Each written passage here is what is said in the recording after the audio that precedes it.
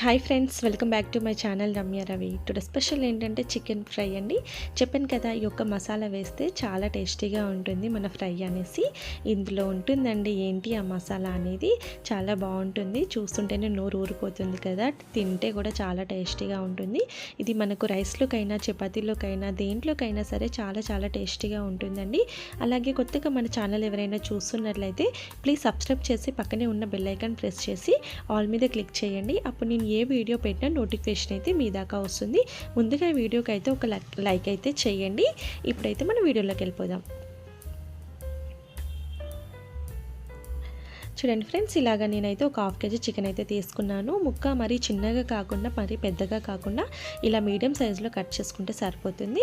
దీన్ని తెచ్చిన తర్వాత లెమన్ జ్యూస్ అండ్ సాల్ట్తో బాగా వాష్ చేసుకుంటే మనకు నీచు వాసన అనేది రాకుండా ఉంటుంది.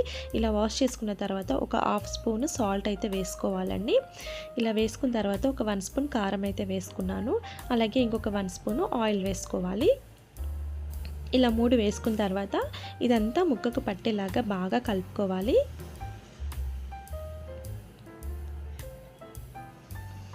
ఇలా మీకు టైం ఉంటే 1 అవర్ పక్కన పెట్టుకోండి, లేకపోతే హాఫ్ అన్ అవర్ అయినా సరిపోతుంది.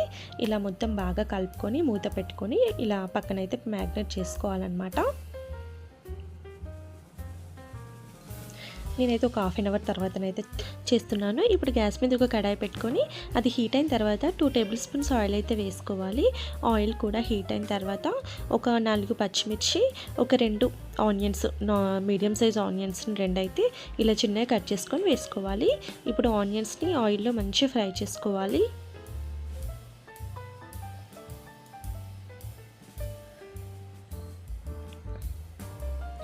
మంటని మీడియం ఫ్లేమ్లో పెట్టి మాత్రమే చేసుకోండి, ఎందుకంటే హైలో పెడితే ఆనియన్స్ అనేటివి మాడిపోతాయి. కాబట్టి ఇలా మీడియం ఫ్లేమ్లో పెట్టేసి ఆనియన్స్ని మంచిగా ఫ్రై చేసుకోవాలి.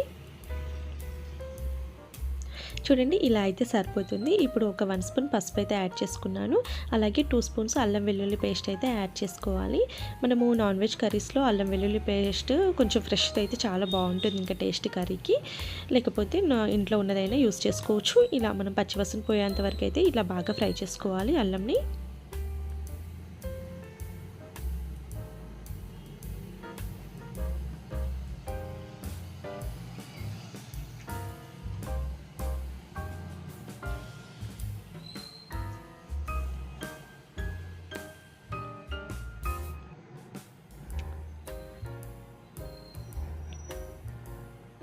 చూడండి, ఇప్పుడైతే పచ్చివాసన అయితే పోయింది. ఇప్పుడు ముందుగా పక్కన పెట్టుకున్న చికెన్ అయితే ఇందులో యాడ్ చేసుకోవాలి.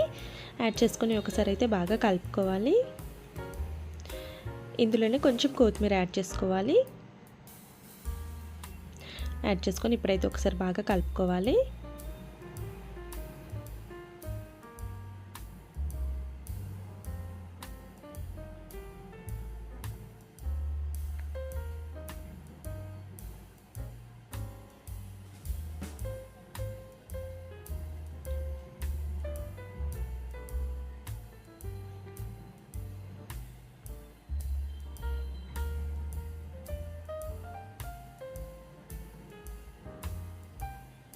చూడండి, ఇలా కలుపుకున్న తర్వాత ఇప్పుడు మూత పెట్టుకొని చికెన్ అయితే కుక్ చేసుకోవాలి. ఇది ఇప్పుడు కుక్ అయ్యేలోపు మనమైతే మసాలా ప్రిపేర్ చేసుకుందాము.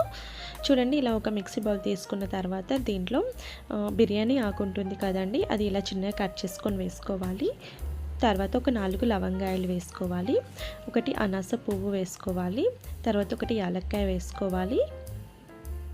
తర్వాత ఒక 3 నుంచి 4 మిరియాలు వేసుకోవాలి. ఒక చెక్క, దాల్చిన చెక్క ఒక 1 ఇంచ్ తీసుకున్నాను. తర్వాత ఒక 2 స్పూన్స్ ధనియాలు తీసుకున్నాను. ఇలా ధనియాలు కూడా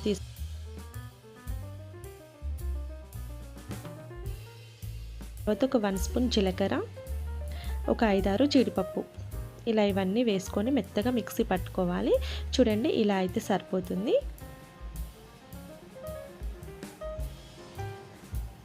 ఇప్పుడు ఒకసారి చికెన్ని చూద్దాము. ఇలా కుక్ అవుతున్నప్పుడు కలుపుకుంటూ ఉండాలి.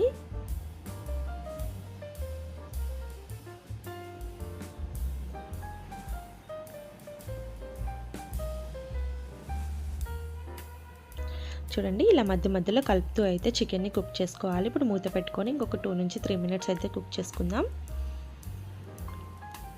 ఇప్పుడు చూడండి ఆయిల్ అనేది ఇలా పైకి తేలింది కదా, ఈ టైంలో మనం ముందుగా ప్రిపేర్ చేసుకున్న మసాలాను అయితే ఇందులో వేసుకొని కలుపుకోవాలి. మీరు అంత స్పైసీ తినము అంటే మసాలా కొంచెం తగ్గించైనా వేసుకోవచ్చండి. ఇలా మసాలా వేసుకున్న తర్వాత ఒకసారి అయితే చికెన్ని బాగా కలుపుకోవాలి.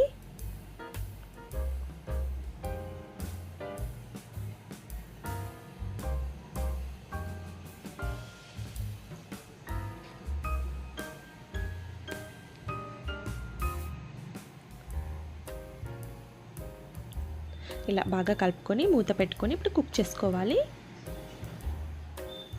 ఇలా మధ్య మధ్యలో మూత తీస్తూ ఇలా కలుపుతూ ఉండాలి. ఇప్పుడు మీకు స్పైస్నెస్కి తగ్గట్టు ఉప్పు కారం అయితే వేసుకోండి. ఫస్ట్ ఒక 1 స్పూన్ వేసుకున్నాను కాబట్టి ఇంకొక 1 స్పూన్ కారం అయితే యాడ్ చేసుకుంటున్నాను. అప్పుడు 1/2 స్పూన్ సాల్ట్ యాడ్ చేశాను కాబట్టి ఇప్పుడు ఇంకొక 1/2 స్పూన్ అయితే సాల్ట్ యాడ్ చేసుకుంటున్నాను. ఇలా ఇవన్నీ యాడ్ చేసుకొని మళ్ళీ ఒకసారి బాగా కలుపుకోవాలి.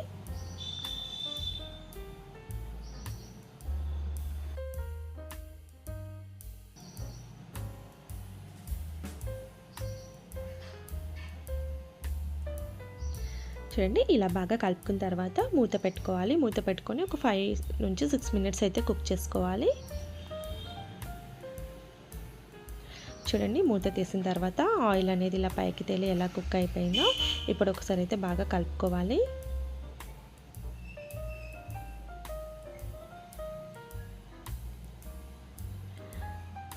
ఇప్పుడు పైనుంచి కొంచెం కొత్తిమీర అయితే చల్లుకోవాలండి. ఇలా చల్లుకొని ఇప్పుడు మూత పెట్టి అంటే కొంచెం కలుపుకొని మూత పెట్టి ఇంకొక 2 మినిట్స్ కుక్ చేసుకుంటే సరిపోతుంది.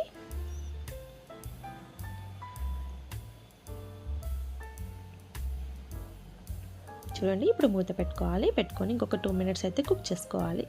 చూడండి 2 మినిట్స్ తర్వాత ఆయిల్ అనేది ఇలా పైకి వచ్చి ఎంత బాగా కుక్ అయిందో చికెన్ అనేది చూస్తుంటేనే నోరు ఊరిపోతుంది కదా. టేస్ట్ కూడా చాలా బాగుంటుందండి. చూసారు కదా చికెన్ ఫ్రై ఎంత ఈజీగా రెడీ చేసుకున్నామో మనము. టేస్ట్ అయితే బాగుంటుంది. ఇది రైస్లోకైనా చపాతీలోకైనా దేంట్లోకైనా చాలా బాగుంటుంది. మీరు కూడా ట్రై చేసి ఎలా వచ్చిందో చెప్పండి. అలాగే వీడియో కనుక నచ్చితే లైక్ చేయండి, మీ ఫ్రెండ్స్ అండ్ ఫ్యామిలీకి షేర్ చేయండి, మన ఛానల్ని సబ్స్క్రైబ్ చేసుకోండి. Thanks for watching friends.